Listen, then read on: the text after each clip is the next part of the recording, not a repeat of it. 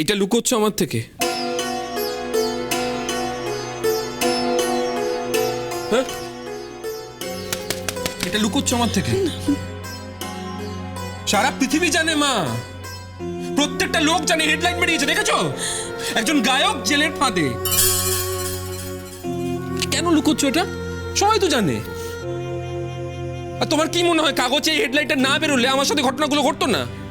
হ্যাঁ, এই লোকগুলো জানতে পারতো না?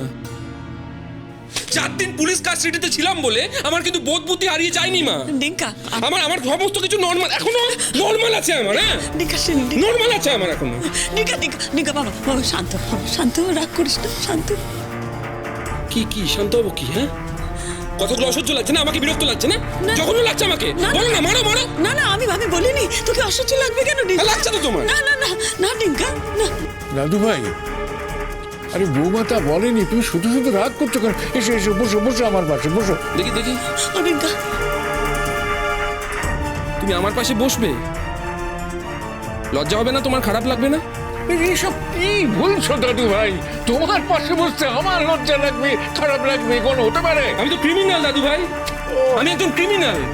তোমার এই সাদা জামাটা দাগ লেগে যাবে না তো? দাদু ভাই, এই এই এই ছোট্ট ভাই, এরকম করছিস কেন? এরকম করছিস কেন তুই?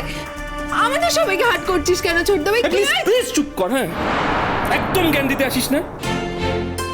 আমি যেটা সত্যি সেই কথাটাই বলছি। আমি কিন্তু কোনো অন্যায় কথা বলছি না। এই তুই তো মেডিকেল স্টুডেন্ট রে, ব্রিলিয়ান্ট ছাত্রী, তাই না?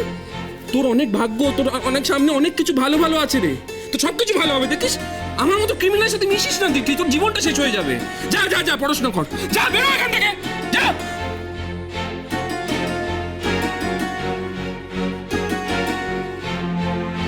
কি হলো? কি হলো, কাঁদছো কেন? আমার জন্য কান্না পাচ্ছে নাকি? হ্যাঁ, খুব লজ্জা লাগছে আমাকে দেখে নাকি? আমার জন্য কাঁদার কোনো দরকার নেই মা, মনে করো না আমি জন্মাইনি। ও ডিঙ্কা,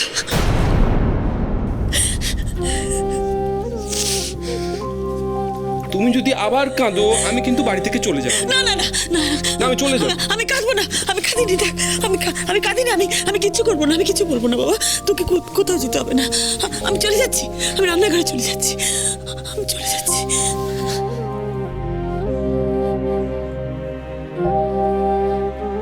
দাদু ভাই, ও দাদু ভাই, এত নরম ভাবে কথা বলছো কেন দাদু ভাই? নর্মালি যেভাবে কথা বলো সেভাবেই বলো না। Good morning. কি আদি? এই দেখি, সর সর। কি হয়েছে? কি সুখবর জানাতে এসছো যেটা আমরা জানি না? মানে না মানে সকালবেলা খবরের কাগজ পড়ে নিশ্চয়ই এসছো, তাই তো? খবর পড়ে কোথায় কাগজটা, কোথায় কাগজটা হাতে দেখতে পাচ্ছি না। আমি আমি পেপার পড়ার সময় পাইনি, আমি রেডি হয়েই চলে এসেছি। একদম মিথ্যা কথা বলবে না কিয়া, you are a damn liar. আমি সেটা খুব ভালো করে জানি। প্রত্যুষ, তুমি কিন্তু জানো আমি মিথ্যে কথা বলি না। আর আমি কেন মিথ্যে কথা বলবো? আমার জীবনে তো মিথ্যে কথা বলার মতন কিছু হয়নি। আমি সত্যি পেপারটা পড়ার সময় পাইনি, আমি জাস্ট চলে এসেছি। না কি হয়েছে, মানে তুমি কি মিন করতে চাইছো? পেপারে তোমাকে নিয়ে আর্টিকেল বেরিয়েছে, তাই তো? ওরা যেটা খোঁজ করে জেনেছে সেটাই লিখেছে। তাতে কিন্তু আমার জীবনে নতুন করে কিছু যায় আসবে না প্রত্যুষ। তাহলে এসছো কেন এখানে? কি বলতে এসছো? তোমার বাড়িতে যে আমার আশা বারণ সেটা তো আমি জানতাম না। মেয়েটা সকালবেলা আমাদের বাড়িতে এসছে, ওকে ঘরের ভেতর তো আবার ঢুকতে দয়া দে- দেখাচ্ছ? আবার দয়া দেখাচ্ছ আমাকে নাকি? আমার কারুর দয়ার কোনো প্রয়োজন নেই। আমার পাশে আমি কাউকে থাকতে বলিনি তো। আমি কারুর এক্সপেকটেশন ফুলফিল করতে পারবো না। আমার কোনো এক্সপেকটেশন নেই প্রত্যুষ। তাহলে এসেছো কেন এখানে? আমার মনে হয়েছে আমার এখন তোমার পাশে থাকা উচিত, আমি সেই জন্য এসেছি। কে বলেছে আমার পাশে থাকতে? আমি বলেছি? তোমার কথা শুনে আমি এখন কাজ করব নাকি?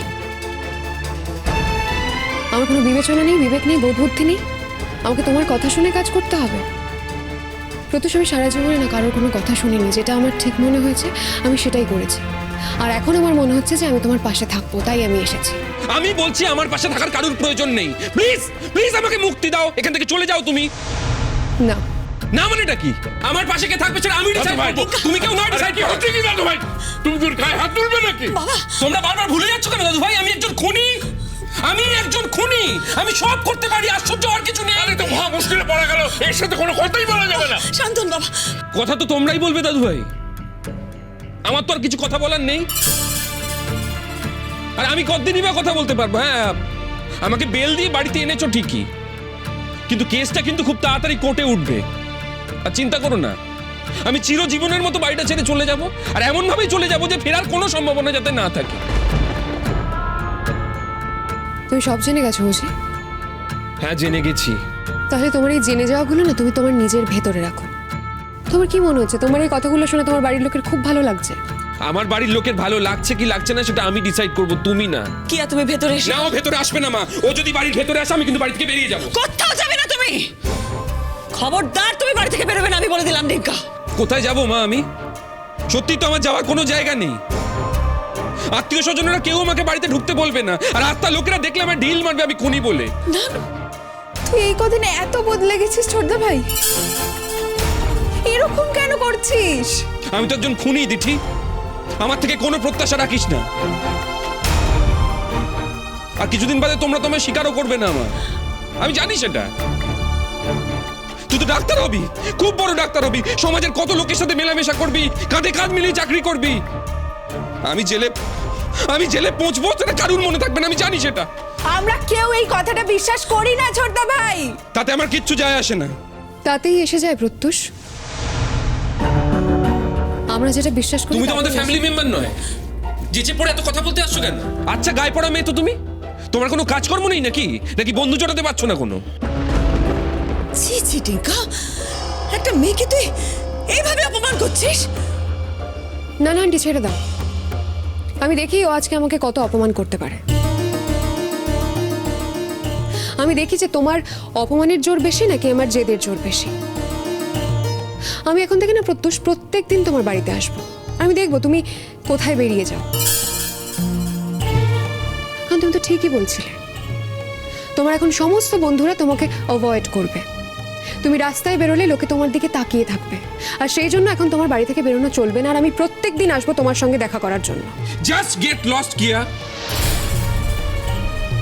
আমি তোমার সাথে কোনো কথা বলতে চাই না। আমি যতদূর জানি প্রত্যুষ সেটা তোমার বাড়ি নয়। বাড়িটা যার নামে তিনি বললে আমি বেরিয়ে যেতে পারি, কিন্তু তার আগে নয়। কিয়া, থাক, ছেড়ে দাও। ওর সাথে কথা বলার কোনো দরকার নেই। না আন্টি, তুমি ভুল করছো। ওর সাথে রাগারাগি না করলে না ও শোধরাবে না। ও ভেবেছে সবার সাথে খারাপ ব্যবহার করে সবাইকেও দূরে সরিয়ে দেবে, কিন্তু ও বুঝতে পারছে না যে কিছু কিছু মানুষ জীবন থেকে সরে যাওয়ার জন্য আসে না। কিন্তু তোমার সাথে খারাপ ব্যবহার করলে তুমি সরে যাবে না? দাদু ভাই যাবে না দিঠি যাবে? তেমন আমিও যাব না প্রত্যুষ। হ্যাঁ, ওরা পারবে না, কারণ ওরা আমার বাড়ির লোক। আমার মা আমার জন্ম দিয়েছে, দাদু ভাই ছোটবেলা থেকে আমায় দেখেছে, জন্ম থেকে দেখেছে। আমার বোন আমায় দাদা ভাই বলে ডাকে। হ্যাঁ, ওরা পারবে না, তুমি কেন পারবে না? তোমার পয়েন্টটা কি? ওরা তোমাকে ছেড়ে যেতে পারবে না, কারণ ওরা তোমাকে প্রচন্ড ভালোবাসে। আর তুমি বিশ্বাস করো কি নাই করো, আমিও তোমাকে ভালোবাসি। হ্যাঁ, ভালোবাসো আমাকে? তোমার কি মনে হয় আমি মূর্খের স্বর্গে বাস করি যে আমার মতন একজন খুনিকে তুমি ভালোবাসবে এটা আমি মনে করব? তুমি নিজেকে খুনি বললেই তো আমি তোমাকে খুনি মেনে নেব না, তাই না প্রত্যুষ? কেন মেনে নিতে পারবে না? সারা পৃথিবী মেনে নিচ্ছে, তুমি কেন পারবে না? তুমি কে? তুমি তো আমাকে অনেক দিন ধরে চেনো প্রত্যুষ। আমাকে নিয়ে তো একটা ধারণা হওয়া উচিত ছিল যে আমি তোমার এই ধমকে ভয় পাই না। প্রত্যুষ, তুমি রুখে দাঁড়ালে আমি কিন্তু ঘুরে দাঁড়াতে জানি।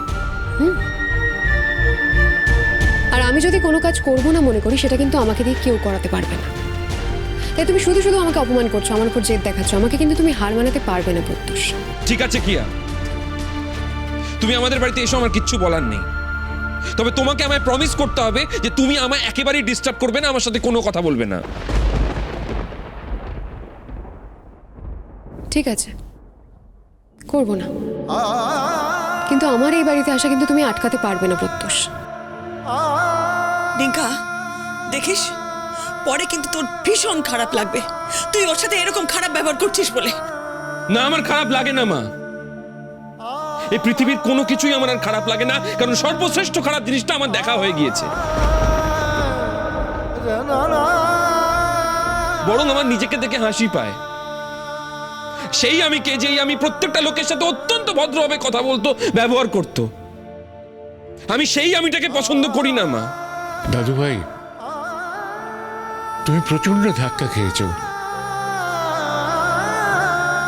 সেই জন্য তোমার মানসিক স্থিতিটা একটু নড়বড়ে হয়ে গেছে। এত বড় ধাক্কাটা তুমি সামলাতে পারছো না দাদু ভাই। তাই তো দেখো না, তোমার নিজের লোকেদের সাথে এইভাবে তুমি রিয়াক্ট করছো।